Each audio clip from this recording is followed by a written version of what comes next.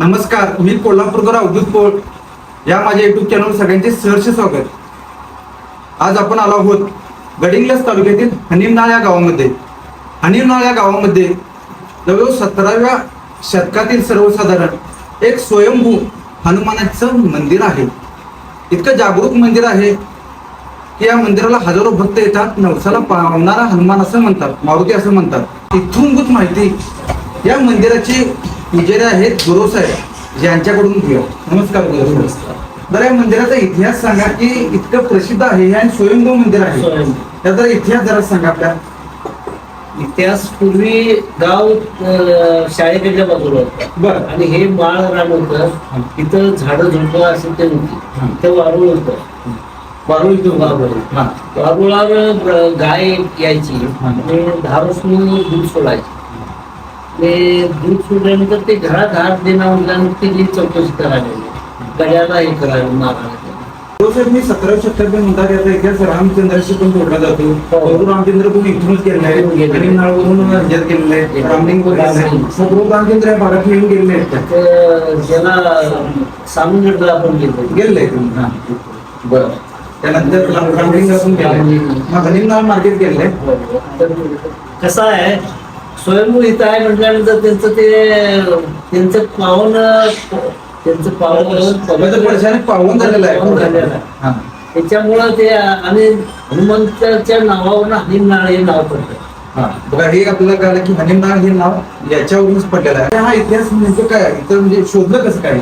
शोधलं म्हणजे ते हे झाल्यानंतर लोक इथं काय हे करायला हे केल्यानंतर एखाद्या स्वप्नात बसवलं काढल्यानंतर हे पाषाण दिसत. मग ते करून त्यावेळेच्या लोकांनी मंदिर बांधलं. अजून तशाच तसंच आहे दगडी व्यवस्थित आहे का? थोडस व्यवस्थित आहे. अगदी ऐतिहासिक ठिकाणी आपण आला. ऐतिहासिक प्राचीन रामायणाच्या काळातल्या ठिकाणी आणि गावात आलेलो आहे आपण. अगदी आपलं भाग्यच आहे. अशी आपली जी ठिकाणं आहेत, जी ठिकाणं आपल्याला माहित नाहीत, कोल्हापूर जिल्ह्यामध्येच आहेत. गडिंग्लज तालुक्यामध्ये आहेत. गडिंग्लज तालुक्यामध्ये फक्त 5 किलोमीटर अंतरावर आणि कोल्हापूर पासून 55 किलोमीटर अंतरावर सर्वसाधारण गाव आहे हनीमनाळ. सर्वांनी या प्राचीन स्वयंभू हनुमानाच्या मंदिराला भेट द्या. आणखीन एक माहिती कळालेली आहे, शिवकालीन इतिहास मिळालेला आहे आपल्याला.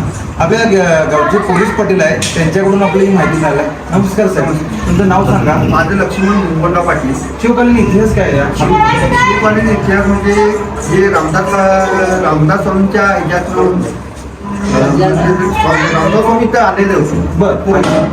त्या टायमाला रामदास स्वामींनी मुंबईमध्ये समुद्र करून गेले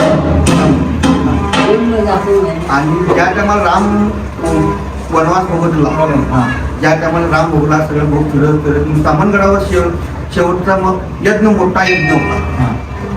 आणि त्या टायमाला यज्ञ मोठा यज्ञ त्याला लक्ष्मण रामाला विचारलं तुझा भक्त नाही तर तुझा यज्ञ पूर्ण होणार नाही. त्या टायमाला रामात एकच थाळी मारली सामनगडावर. त्या टायमाला महात्मीचा काळा महात्मी पंढरपुरातला जागृत काळा महात्मी तिथं होता. महात्मी 3 गुंगल सामनगडावर आले. टाच आहे ते आपल्या इथं आणि चंपा आहे तो सामनगडावर. आणि ह्या इथून सगळे त्या सामनगडापर्यंत सगळे महाराष्ट्र म्हणजे एवढं जागरूक देवस्थान, एवढं आपण भारतभर फिरतो, पण श्री हनुमंतरायांचा एक पाय इथं होता आणि दुसरा पाय सामानगडावर होता. हा एक इतिहास आपल्याला कळला. दंत कथा असेल किंवा पोलीस पाटलांनी सांगितलेली कथा असेल, इतिहासामध्ये याची नोंद असेल किंवा नसेल, पण जी गोष्टी आहेत ह्या सगळ्या गोष्टी सत्य आहेत. हे आपण मानूनच पुढे गेलं पाहिजे. आणि प्रभू रामचंद्र हनुमंतराय यांचे जागरूक स्थान हे आपण शोधून त्याचं महात्मा आपल्याला कळालं जातं. त्यासाठी या जागरूक देवस्थानाला सगळ्यांनी आवर्जून भेट द्या. धन्यवाद.